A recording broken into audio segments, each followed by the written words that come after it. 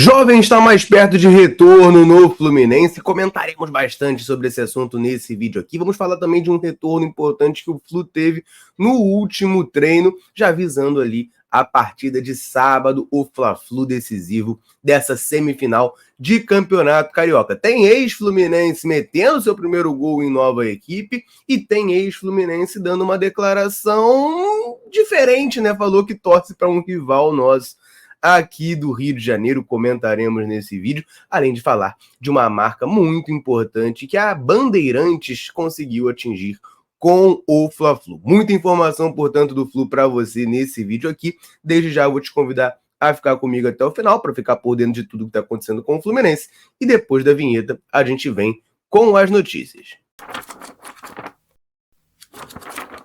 Ele tem passagem no Fluminense, ele tem uma identificação grande com o clube, com a torcida tricolor, e ele diz que é tricolor de coração hoje em dia. Mas o Richarlison deu uma entrevista ao Desimpedidos e nela falou de outra equipe do Rio de Janeiro que ele também torce, revelou que a família dele toda torce para esse time e ele também assiste as partidas de madrugada lá na Inglaterra e ainda é bastante fã dessa equipe, tá? Vale lembrar, né, que o Richarlison, ele é nascido no Espírito Santo, na Nova Venécia, é um estado que a gente sabe que tem bastante torcedor de time do Rio, né, tem bastante tricolor e também dos outros times do Rio, e, cara, ele começa a carreira dele no América Mineiro, que é um time que ele também fala que torce, né, que ele também tem carinho, e aí chega no Fluminense em 2016, joga aqui por 2 anos antes de ser vendido para o Watford da Inglaterra. Desde então tem feito carreira por lá, né? Watford, Everton e agora no Tottenham lá da Inglaterra também, né? Tottenham lá de Londres. Eu vou botar aí na tela a entrevista que ele dá ao Fred do Desimpedidos, do trecho em que ele fala sobre esse assunto. Time no Brasil que jogaria hoje? Fluminense ou Vasco? Fluminense ou Vasco? Pô, logo o rival? Ah, não. Por que o Fluminense a gente tem, mas por que o Vasco? Porque minha família toda é vascaína e eu sou tricolor, né, de, tipo, porque eu joguei lá e tudo, mas eu sou vascaíno, eu tô falando pra você, essa é a primeira vez que eu tô falando do meu time lá no Brasil. Ele sabe que eu acompanho o Vasco aqui de madrugada aí, chego lá no CT lá todo cansadão, às vezes com raiva. Aí, né, foi isso aí que o Richarlison falou, disse então que é vascaíno, assim, pra mim não é muito novidade não, tá? Eu já sabia que o Richarlison era vascaíno, já tinha rolado uma época aí atrás a foto dele com a camisa do Vasco, né, lá na concentração da seleção, com jogadores de passagem pelo Vasco também, formados lá no clube. Pra mim, assim, não é novidade, já sabia que o Richarlison era vascaíno, ele só não tinha falado abertamente, né, que nem a gente sabe, por exemplo, que o Paulinho, que é criado no Vasco, é tricolor. O Richarlison nunca tinha falado abertamente, olha, eu sou vascaíno. Dessa vez ele falou. Paulinho também nunca falou, eu sou tricolor. Mas a gente sabe. Então, assim, não me surpreende e não me incomoda muito, assim. A questão é que o Richarlison fala, né, que jogaria no Vasco aqui no Brasil. Claro, né, sei lá, chatinho, mas fazer o quê, né? Bola pra frente. Ele parece ter muito carinho pelo Fluminense, parece ser muito grato. E aí eu não vou transformar isso numa grande coisa, não. Fica aqui mais como uma curiosidade mesmo que o Richarlison assumiu ser torcedor do Vasco. Faz atual do Vasco, né? Tá de boa, pode assumir ser vascaíno, que o Vasco tá, enfim, todo ferrado, né? Aí tá podendo assumir, não vai ter nem grandes represálias na carreira. Enfim, brincadeiras à parte, tá aí essa declaração do Richarlison ao Desimpedidos. Já que a gente tá falando de jogador ex-Fluminense, teve ex-Fluminense metendo seu primeiro gol pela sua nova equipe. Eu tô falando do meia Danielzinho, gente. Pois é, o Danielzinho chegou à sua 6ª partida com a camisa do Atlético Goianiense, né? 4 jogos pelo Campeonato Goiano, 2 pela Copa do Brasil. Ele já tinha dado uma assistência e agora ele marca o seu primeiro gol com a camisa do Dragão lá de Goiás, né? Foi na goleada por 5-0 do Goiás sobre o Goiatuba nas quartas do Campeonato Goiano, né? O Danielzinho faz o seu primeiro gol numa partida em que o primeiro jogo já tinha sido 3-0 para o Atlético Goianiense. Na volta eles metem aí o 5-0 e aí garantem clara classificação para a semifinal, né? O Danielzinho, vale lembrar, ele tem contrato com o Fluminense até o final de 2024, mas ele foi emprestado ao Atlético Goianiense pelo mesmo período, né? Então a tendência é que ele não atue mais com a camisa tricolor, ele que retorna ao Flu no meio de 2023, né? Uma negociação diferente, né? Ninguém esperava isso, o Fluminense indo buscar o Danielzinho, que não estava em alta no Bahia, reza a lenda de que ele foi lá no vestiário do Fluminense pedir mais uma chance, pedir para voltar, e aí retornou ao Flu e, cara, não teve uma participação boa, é um jogador que não me agrada, mas, bom, vamos ser justos, né? Ele dá uma assistência pro John Kennedy nas oitavas da Libertadores, então teve a sua participação ali, é um atleta campeão da Libertadores pelo Flu. E no Atlético Goianiense, né, até agora, ele ainda não conseguiu se firmar completamente, né, desses 6 jogos que ele fez com a camisa do Atlético Goianiense. Ele foi titular ontem contra o Goiatuba, e fora isso ele havia sido titular somente contra o Jataiense pelo Campeonato Goiano, uma derrota, né, do Atlético Goianiense por 2-0, tá? Não, minto, foi uma vitória do Atlético Goianiense por 2-0, perdão, confundi aqui, mas foi o jogo que ele foi titular. De resto, em todas as outras partidas, né, que ele atuou por lá, ele saiu do banco de reserva, né, começando, acabou de chegar lá, tá se firmando ainda, então o Danielzinho ainda não é titular do Atlético Goianiense, mas já marca o seu primeiro gol e, repito, já tinha uma assistência com a camisa do Dragão. E tem televisão atingindo marca importante com o jogo do Fluminense. Eu já vou te contar tudo sobre isso, mas antes eu vou lembrar você de correr aqui no comentário fixado desse vídeo e clicar no link lá para ficar por dentro do canal da Central Fluminense no WhatsApp. Clica no link, aperta o botão seguir, você vai entrar no canal da Central e por lá você vai ficar sabendo de tudo o que acontece com o Fluminense, notícias exclusivas, link dos vídeos e das lives da Central, tudo você confere por lá. Então, ó, comentário fixado, clica no link, aperta o botão seguir no canto direito no alto e aí você vai fazer parte do canal da Central no WhatsApp, combinado? Então vamos prosseguir aqui que eu quero falar dessa marca que a Bandeirantes conseguiu atingir com o Fla-Flu do último sábado. Essa informação vem lá do portal Teleguiado e dá conta de que a Band alcançou a vice-liderança de audiência na TV aberta com o Fla-Flu do último sábado, né? Fla-Flu que, enfim, a gente perdeu, né? Foi um jogo bem ruim e tal. Muita gente viu, né? Muita gente viu. Enfim, péssimo, mas vamos lá. A emissora atingiu 12,3 pontos com o jogo e teve um pico de 15 pontos de audiência. A líder foi a Rede Globo, né, com 18,1 pontos, foi a líder da audiência no horário, mas a Bandeirantes chega ao segundo lugar, né? Vale lembrar a informação de que no Rio de Janeiro, eu sempre me perguntei isso, né? Como é que se calcula o ponto da audiência? Eu não sei. Aí, beleza, tá aqui a informação. Ó. No Rio de Janeiro, cada ponto de audiência representa 45.057 domicílios e 111.977 indivíduos, de acordo com a Kantar Ibope Mídia, né, que é responsável por aferir essa audiência. Então, um número bacana aí para Bandeirantes, né, conseguiu uma audiência alta com o Fla-Flu, claro, né, é um clássico, é uma semifinal de Campeonato Carioca, tudo isso pesa, mas ela já vem conseguindo boas audiências com os jogos do Flu, né, a gente lembra aqui, comentamos também da ESPN, conseguindo a maior audiência da TV fechada com a Recopa Sul-Americana, jogo do Fluminense também, mas o que me chama mais atenção nisso aqui, gente, isso aqui eu tô falando não é lobby pra ninguém não, tá? Não tô falando porque eu quero, porque eu gosto, não, mas me chama muito a atenção, como assim, cara, é impressionante que a Rede Globo sempre tá liderando a audiência, né? E aí a Band, consegue aí uma marca expressiva, que é boa pra eles, e essa marca é o segundo lugar.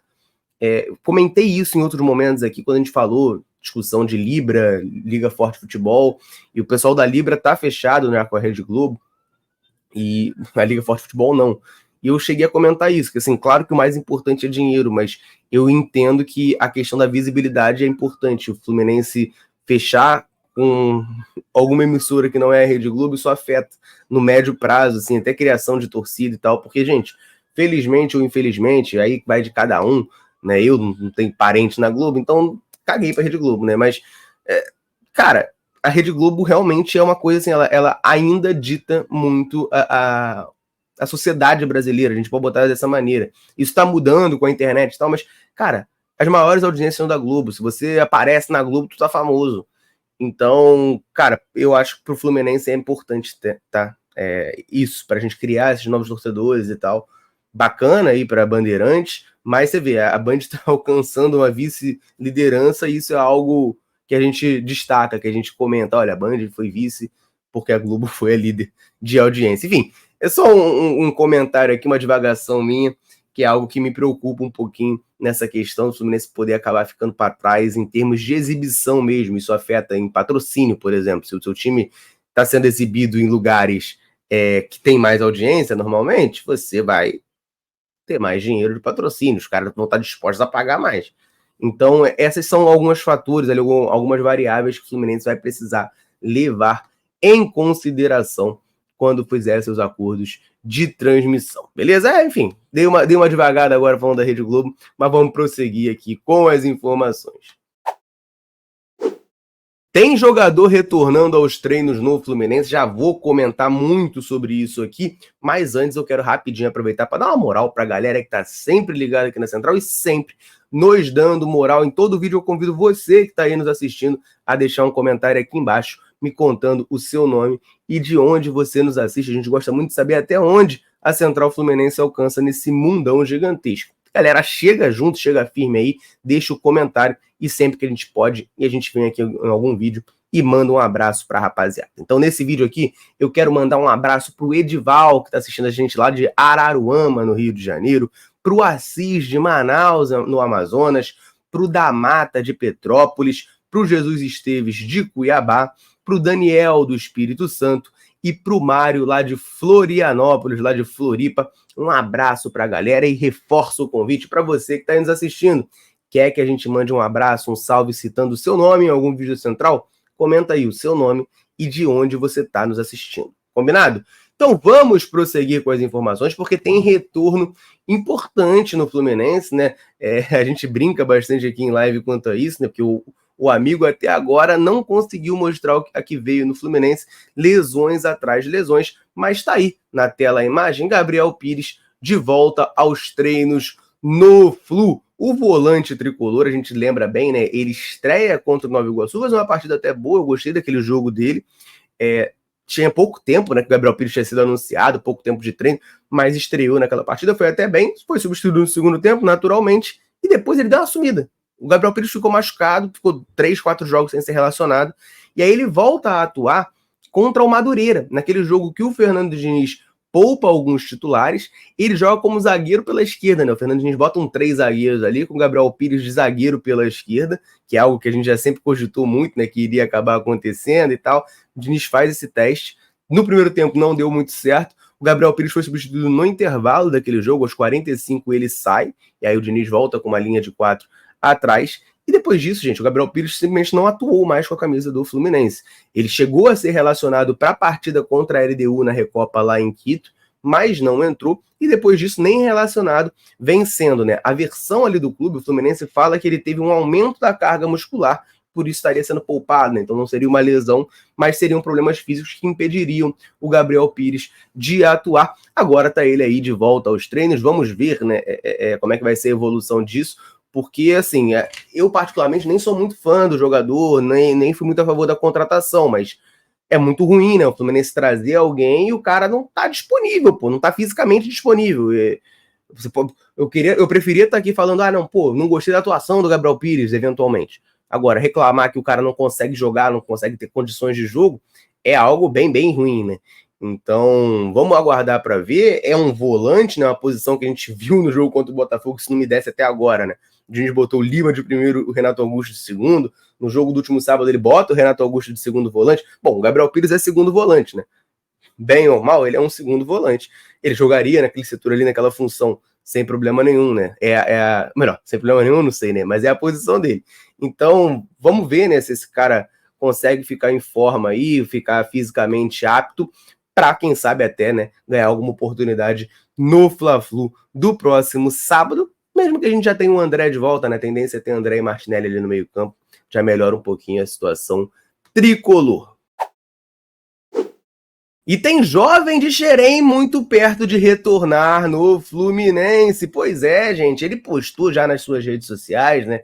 Aí fotinho treinando, já fazendo trabalhos no campo, né? Para melhorar a sua forma física. Tô falando do lateral Calegari. O Calegari, a gente lembra, passou 2023 emprestado ao Los Angeles Galaxy dos Estados Unidos. Havia uma opção de compra de 10 milhões de reais pelo lateral. A tendência era que o Los Angeles Galaxy comprasse o Calegari, mas acabou que ele teve uma lesão no joelho, uma pena, né? Acabou tendo esse azar de ter essa lesão no joelho, uma lesão grave, e acabou não sendo comprado pelo Los Angeles Galaxy. Aí retorna ao Fluminense, onde está se tratando, se recuperando desse problema. E a foto que ele bota no Instagram, tá aí na tela, ele tá aí treinando, né, dando glória a Deus, e ele bota, né, iniciando 26/32 semanas, né, dá a entender, né, a gente olhando assim, dá a entender que ele tá falando que o tempo total de recuperação dele vão ser 32 semanas, e já se passaram 26, então faltaria aí, né, 6 semanas, um mês e meio mais ou menos, para o Calegari poder voltar a atuar. Agora a questão, né, do Calegari é se ele vai ser aproveitado ou não pelo Fernando Diniz, pela comissão técnica tricolor, né? Já saiu informação de que ele não está muito ali nos planos, e aí a torcida tricolor até gosta bastante do Calegari, mas pede muito o Calegari como volante, né? Não, tem que dar chance pro Calegari no meio. Falei do Fluminense precisando de volante, né? Aí o pessoal pede o Calegari como volante. Só que até agora, no profissional do Fluminense, desde que ele sobe em 2020, ele faz o quê? 2, 3 jogos como volante. O resto tudo é como lateral. Inclusive, com o Fernando Diniz, ele é mais aproveitado como lateral esquerdo do que qualquer outra coisa. A gente lembra o jogo do pênalti que o Calegari bate? O Calegari estava jogando lateral esquerda aquele jogo. Ele começou 2023 como titular no lateral esquerda do Fluminense. Então, é algo a gente a se pensar, né?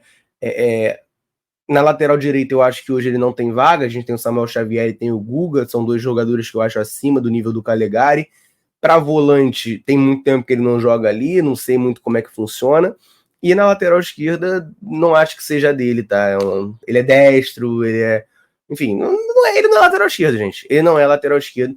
Mas vamos aguardar para ver, né? Cara, o futebol é muito dinâmico.